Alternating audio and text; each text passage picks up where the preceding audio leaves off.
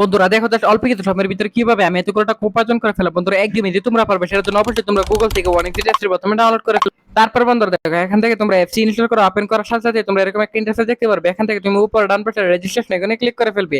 তারপরে এখান থেকে বাই মেল অপশনে ক্লিক করে ফেলবে। তারপর বিয়ে এখানে surname, first name, reason, date of birth, email address এই ধরনের পার্সোনাল তথ্যগুলো নিশ্চিন্তে বসিয়ে দিবে। তারপর বিয়ে ফোন নাম্বার করে কি কিন্তু অবশ্যই একটা ফেস ফোন নাম্বার বসিয়ে দিবে।